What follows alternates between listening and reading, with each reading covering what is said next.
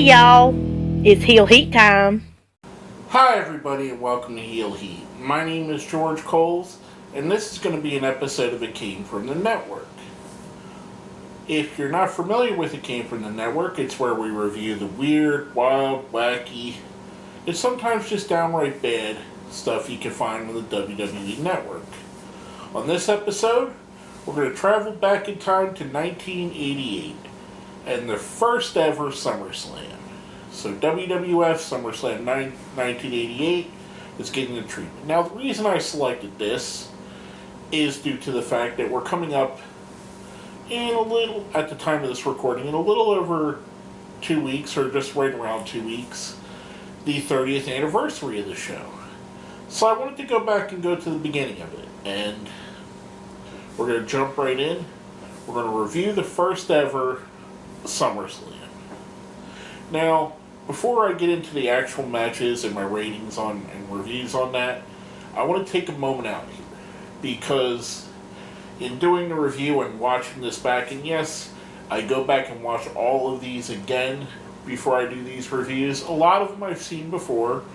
A lot of it, it's been years since I've seen, so that's why I do watch them again.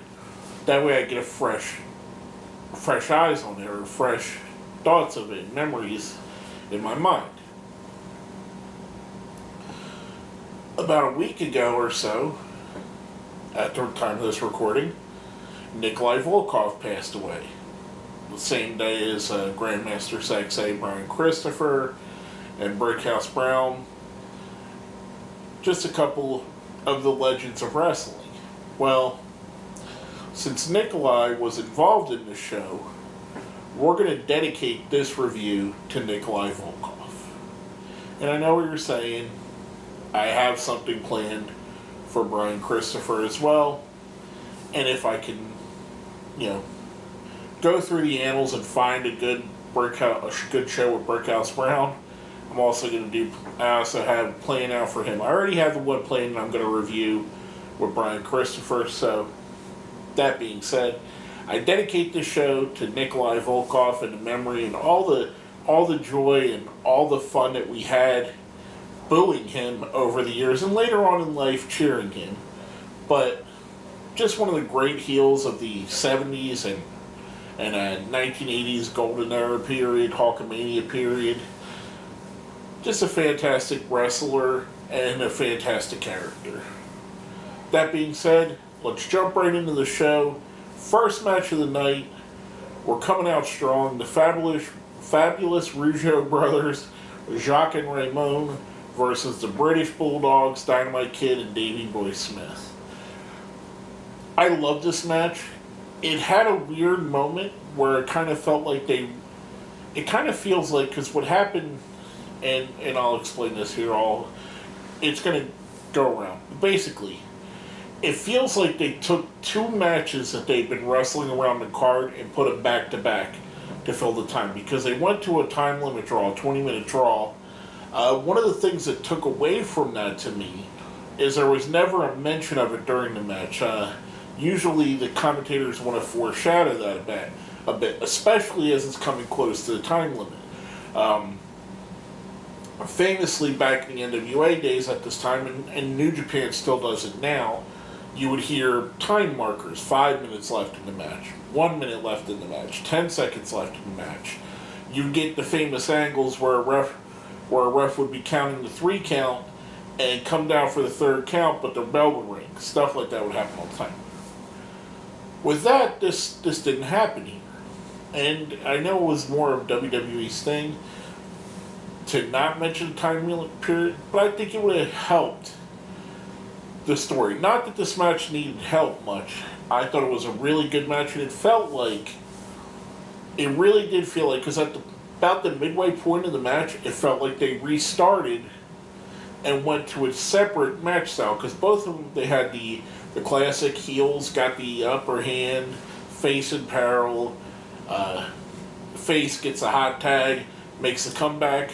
They did that, and then it felt like went right back into it again. So it feels like they took two separate matches they were working around the circuit, put them together to fill the 20-minute time spot. And again, I'm not trying to be hypercritical, just giving an honest review of it. I really enjoyed this, actually. I thought it was probably one of the better matches on the card. If we talk about just pure match quality, it's probably the best match on the card. Just if you take it and put it in a vacuum all by itself, without storyline, it's probably the best match on the card. I'm going to give it a 4 out of 5. And again, we're going to rate everything on a 1 to 5 scale, 1 being the worst, 5 being the best. Sorry, I got long-winded in the beginning. I forgot to explain that. But we're going to give this a 4. I forget that we do have new viewers on these videos, so I do apologize if you're a new viewer. But 4 out of 5, I really enjoyed it. Probably my favorite match on the card in terms of ring-wise. I liked it. I like the draws. I'm a person that thinks that this could be used more in current times, even though they don't. But I just like it as a way to make both guys look strong. Speaking of strongmen, we have one of, at the time, WWF purported strongest men in the world, Ken Patera versus Bad News Brown. To me, this match highlighted two things. First, it highlighted Ken Patera, who had recently came out of jail on a 2-year term for an incident that happened with Mr. Saito, and you can look it up. It's well reported through history. It showed how badly that affected him. I believe he got out in 86, and then he had an injury that put him out again till 87. So he had time off, a little bit of time, then more time off. So I think we got a Ken Patera that wasn't as good as he was in the early 80s, late 70s, and the tail end of his career, versus a guy, Bad News Brown, who's a lot better than what his placement on the cards were. He was a lower to mid card guy by all accounts. I mean, he did have some instances where he was towards the top of the card, famously his feud with Roddy Piper, but it never felt like Bad News Brown, at the time, and being a fan that watched it at the time, it never felt like he was a serious threat to any of the championships. But when you watch back his body of work, he's intimidating. He's really, really good in the ring, especially in the 80s, especially for that style. You could believe 100% that he was a badass.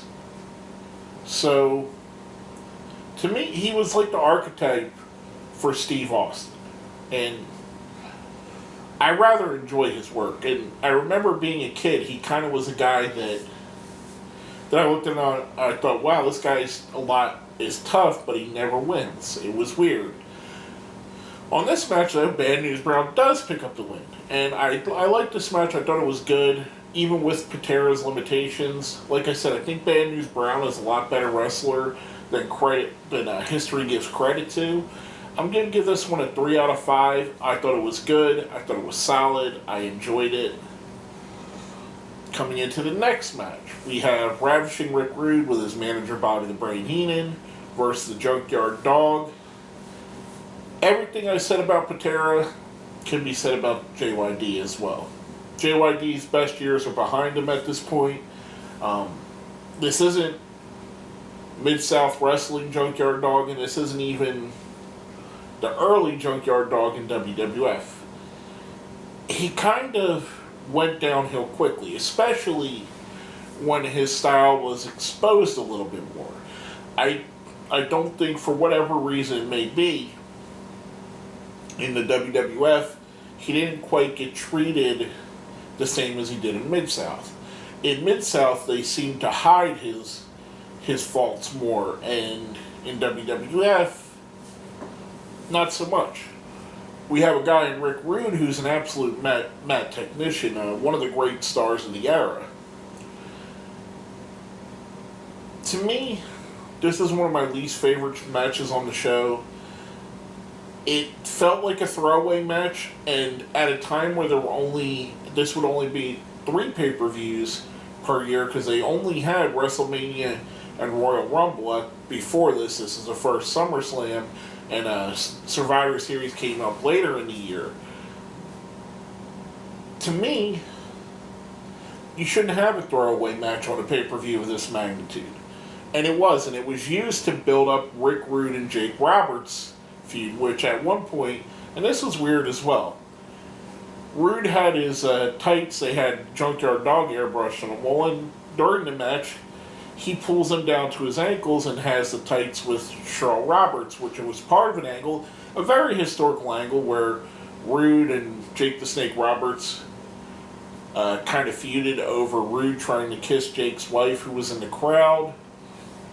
Then Rude obsessed over her for a little while, which led to the feud. When Rude did the pants thing, Jake ran to the ring and ended up getting Junkyard Dog disqualified. So Rude won by disqualification, which I think was part of his strategy. He picks up the win. Like I said, it didn't fit because it felt like they were ignoring Junkyard Dog and him being anything important to this match. I'm going to give this a 2 out of 5. Probably one of my least favorite. It is my least favorite match on the show. Next up, we have the Powers of Pain, who had recently turned face with their manager, the Baron, which if you don't remember, which I don't blame you if you didn't, the Baron was actually Baron Von Raschke from AWA and AWA Legend, who came over to the WWF for about a 5-month stint. As a manager of the Powers of Pain, he, for whatever reason, it just didn't work out, so he was gone after that. They wrestled against the Bolsheviks with Boris Zukov and the aforementioned Nikolai Volkov, who we are, as I mentioned earlier, tributing this video to. This match, it felt dated even at the time, even then. Stylistically, they just didn't match up well. Nikolai was well into his career at this point. I believe he was 15, maybe even 20 years into his career. I know he had started wrestling in the early 70s as one of the Mongols. So, you kind of look at it here. He's getting older. He's starting to carry more and more weight. Or actually less mobile, I mean. And to me, Boris Zukov was a good wrestler, but he couldn't carry a match. And the Powers of Pain, they worked the best to me, other than when they fought guys like Demolition or the Road Warriors, where they could just go out and beat the crap out of each other. I liked them best when they would line up against guys like the Rockers, or guys like the Rock and Roll Express, or the Midnight Express, or the British Bulldogs. They worked well with smaller teams, not teams that were similar, which the Bolsheviks were. Overall, I thought it was it wasn't a good match, and out of everything on this card, it feels the most dated, if that makes sense. It feels the most like it's in the time capsule from 1988. Some of these things you could take out now and they would still work, but others, they feel like a relic of the past, and unfortunately that's what this one, it might suffer for that. I don't remember being a kid and being terribly excited for this match, but why would I be? Because neither one of these teams was at the point where they were considered to be anything. Powers of Pain picked up the win. I'm going to give it a 2 out of 5. I wish I could, on the show I'm tributing to Nikolai Volkov, give his match a better rating. And he's a lot better than this. He's a great heel. He's a heat magnet. But this match just didn't hit for him. Next up, we have a segment with Brother Love interviewing Hacksaw Jim Duggan. This was bad. It was bad. There's nothing I can say that makes it feel better. Hacksaw obviously had a monstrous following and everybody loved him, but the segment just didn't feel like it missed. Hacksaw's never been a great promo or interview guy. He has great charisma, but it never felt, he never was that guy that was going to go out there like The Rock or Hulk Hogan and cut a great promo. To me, I could have lived without this being on the show. It felt like a time waste. I'm going to give it a 2 out of 5. Overall, it didn't help any of the storylines on the show. It just got a guy out there that seemed like he didn't have anything other to do to come out and do an interview. Next up, we have the Honky Tonk Man, who does not have a challenger. It's explained earlier in the show that Outlaw Ron Bass attacked Brutus and Barbara Beefcake, who was going to be the challenger for the Intercontinental title. This is 400 and something days into the Honky Tonk Man's historical run, which makes him cocky, because he's already cool, cocky, and bad, but this makes him extra cocky, so he makes an open challenge. Well, it probably shouldn't have done that, because out comes the Ultimate Warrior. Bing, bang, boom, in about 30 seconds, the Ultimate Warrior beats the Honky Tonk Man before the Honky Tonk Man can even take off his jumpsuit. This was Warrior when the rocket ship was going up, and yeah, I know it's Warrior and rocket ships, it's basically his promo. But this was what you could do with Warrior and he would look great. If you put him out to the ring to absolutely destroy and run roughshod, he looked good. The problem with the Warrior was when you would get him in there and have him going 15, 10, 20 minutes or longer, he couldn't keep it up. There are a few people. His match with Hogan at WrestleMania 6 is an absolutely legendary match and a lot better than it should be. His matches with Savage that were longer were better. But when you put him in the ring with other guys like Rude, like DiBiase, guys that you know are talented, he couldn't carry it. And this is not a knock on the Warrior. I was never a huge fan of his, but this feels like a great use for him. Not only does Honky Tonk Man get empathetically beat, so his claim for being a great champion isn't there anymore, but also the Warrior just knocked off the most legendary run in Intercontinental title history. And it still holds up to this day. It's still the longest run. So I like this a lot. Historically, for what it was, how they used the Warrior, how they ended the run, I'm going to give it a 4 out of 5. I thought it was really good, really exciting. And for someone that hasn't seen this before, it's one of those history-making moments in wrestling that you really should have seen by now. It's akin to the Mick Foley bump off of Hell in a Cell. It's akin to Hogan versus Rock at WrestleMania 18. It's just one of those real star-making moments. But I digress. Coming off of that, we go into our next match. Dino Bravo with Frenchie Martin versus a face Don Morocco. Now, I preface that by saying a face because for most of his career, Don Morocco worked as a heel. This, I didn't remember this match actually at all. But when I watched it back, I wasn't really looking forward to it. However, I was pleasantly surprised with both men.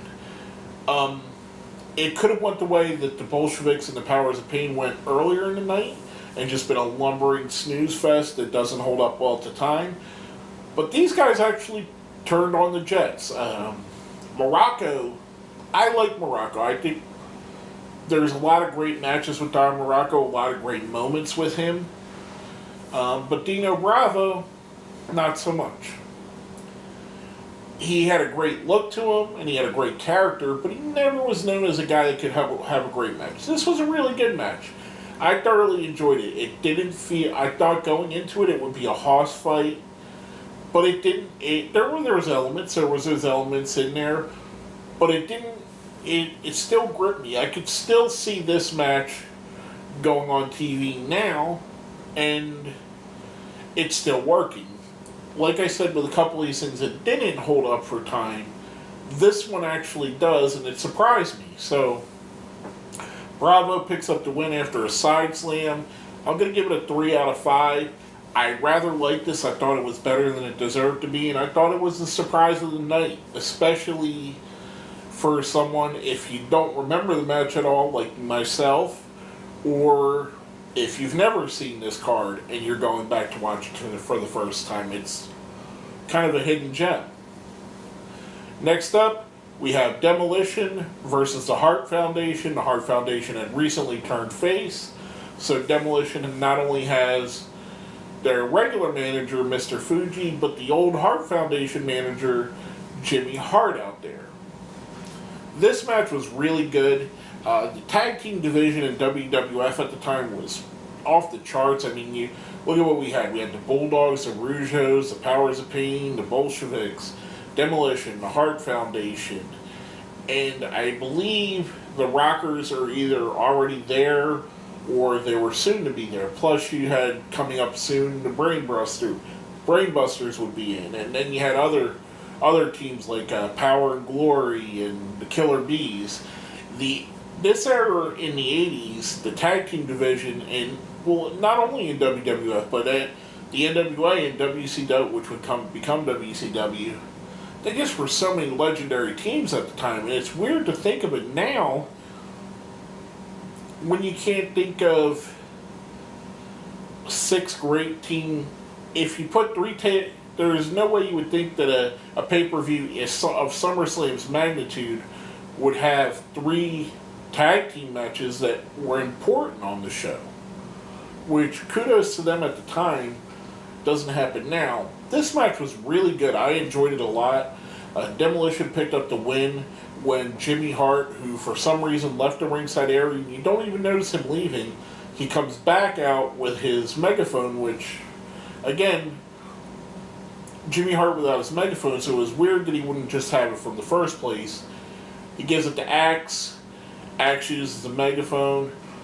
The Demolition picks up the win, keeping the Hart Foundation going on to their feud against their former manager. I really like this. I thought it was really good. I'm going to give it a 4 out of 5. I really enjoyed this here. I thought, again, the story it told was really good, and just a great tag team match. Next up, we have the Big Boss Man versus Koko Beware. Boss Man he was rather new to the company at the time, and Koko was kind of the stepping stone, if you will, the jobber to the stars. He had enough of a name recognition, enough of a fan base that he was believable, that you weren't just beating a guy, you were beating someone that had worth. But you rarely seen Koko in a match where he would get over or he would beat someone with a big name. This was used to highlight Boss Man. I like this match. I thought it was rather good. I've always liked the Big Boss Man. I think his character, he was intimidating. He was huge. He was agile. There's not much about him not to like. And I really like this match. I'm going to give it a 3 out of 5. I thought this is another... For a guy that's rather new to the company, it was a great way to showcase what he can do. Next up, we have Jake the Snake Roberts versus Hercules. And this match was good. I found it weird that they didn't have Rick Rude come out at any point and play up what we already had earlier. But they kind of left us in a vacuum. Hercules is one of those guys that's kind of, much like I said with Koko, and he's one of those guys that gets forgotten with time, but I enjoyed him. I thought he had a good gimmick. He was very believable. Again, his look, just looking at the guy, he was a menacing look. He looked scary. He was hugely muscular. I mean, we are talking about the steroid era, so a lot of these guys were. But Hercules seemed to stand out even at that time. Jake the Snake Roberts, one of the great ring technicians, one of the great psychologists in history, could put on a great match with anybody. And he pulled a really good match out here where Hercules Jake picked up the win after the great DDT. I'm going to give this one a 3 out of 5. Again, I really enjoyed this match more than I thought I was going to. Which leads us in to the main event of the night and the reason for the pay-per-view. The Mega Powers versus the Mega Bucks. The Mega Powers are Hulk Hogan and Randy Savage, with Elizabeth in their corner, and the Mega Bucks are Ted DiBiase and Andre the Giant, with Bobby Heenan and Virgil in their corner. Now, the X Factor in this is Jesse Ventura as the guest referee, who we see through the night has taken payments from DiBiase, so we're led to believe that he's on the take. That, coupled with the fact that he spent the last basic 3 years trashing Hulk Hogan, something I found really weirdly cool and funny, and I don't know if it was meant on purpose, but due to the fact that Bobby Heenan was going to be in this main event and Jesse Ventura as a referee, Gorilla Monsoon and Superstar Billy Graham were the announce team. And I don't remember Billy Graham doing much announcing. He more than held his own here. He was better than a lot of people. Now, he wasn't as good as Ventura or Bobby the Brain, of course, but we're talking about two of the greats of all time. I find it weird that you have Superstar calling the match that's heavily involved with two guys that basically took the Superstar gimmick and ran it to the next level. Jesse the Body Ventura is almost a 100% Superstar Billy Graham clone. Hulk Hogan took a lot of the elements of the Superstar Billy Graham character, morphed them a little bit, and got over even better. Of course, we know Hulk Hogan, Hulkamania. It's one of the big stories in the history of wrestling. So I found that a little bit, I don't know if they did it on purpose, if Graham was put on commentary on purpose. For that reason, I know that Vince McMahon has always been a proponent of Superstar Billy Graham and wants to keep him involved in the company any way he can. He's famously trashed the WWF years over and over again, and every time he does it, Vince keeps bringing him back and keeps giving him spotlight, even though he's a guy that rips his company. So there's always that thing there. So I don't know if it was Vince was trying to find something for Superstar to do, because I believe this was after his hip injury that took him out for good. Or they just knew that this would add that extra unsaid element to the show for the fans that had remembered Superstar Billy Graham. And he brings instant credibility because he's a former WWF champion. But I digress. The match itself I thought was really good. Andre, at this point, was way past his prime. If you watch the WrestleMania 3 match, you can already see that he really shouldn't be in solo matches. However, you put him in a tag team match like here, or later on when he tags with Haku as the Colossal Connection, Andre still could do his spots, his 2 or 3 minutes of Andre, and still look like he did years before. Which was, I know they did it just to extend Andre's time in the ring and extend what he was doing, but it absolutely helped, and it absolutely led credibility. And this match was really good. I enjoyed it a lot. The end, we see the end come where there's all kinds of tomfoolery. Heenan and Virgil get up on the apron. Elizabeth gets up on the apron too, and she's wearing a gold skirt, which he rips off to reveal a red bikini bottom. Well, yellow gold, not gold, but yellow skirt to rip off and show the bikini bottom, which distracts everybody, lets the faces get the upper hand. They pick up the win after a Macho Man elbow followed by a leg drop, and we go home happy. We see afterwards Hulk Hogan kind of picks up and hugs Liz. We see the beginnings of the Mega Powers story that we'd look at. Looking at it now, knowing we know what happened, you see where they were setting the storyline here. You see a little bit of look of jealousy in Randy's eyes before they all celebrate together. We go off the air, Mega Powers win. Liz with the help. I'm giving this a 5 out of 5. For spectacle, for match quality, for everything that it was, I really enjoyed this.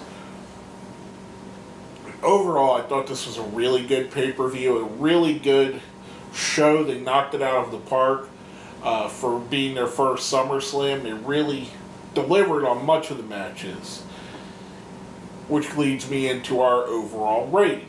Now, if you've seen this before, you know not only do we have a best of 5, we rate it from 1 to 5, but when we get to the rating for the show on these, we have it's a little bit different. 1's the worst, 5's the best. 1 is a Gobbledygooker, 2 is a Dungeon of Doom, 3 is a Hurricane Helms, 4 is a Goldust, and 5 is a Kane. I'm giving the show a Goldust of 4. There was a lot I liked. A couple things I didn't like. Bolsheviks and Powers of Pain, Rude vs. Junkyard Dog, and Hacksaw Jim Duggan vs. Brother Love. I didn't like them as much. But the good well outweighed it. The Bulldogs and Rougeos was a fantastic match. Demolition and Hart Foundation as well. The main event, Mega Powers vs. Mega Bucks. Jake and Hercules, Bossman vs. Coco. The Warrior and Honky Tonk Man for the spectacle it was and what it created. Just a lot of really good that outweighed the bad in my opinion. And overall gave me a really good experience watching this. I thought this was a really quality pay-per-view. A lot to me holds up more than doesn't. So I rather enjoyed this. I'm giving it a 4 out of 5, a Goldust. Let me know what you think. If you think I rated too high, rated it too low. If you liked some of the matches better than I did or worse than I did, let me know what you think. Hit me up in the comments. Also, make sure you hit like and share. And if you haven't already, subscribe to the channel and ding the bell. That way you get notifications whenever I deliver a new video.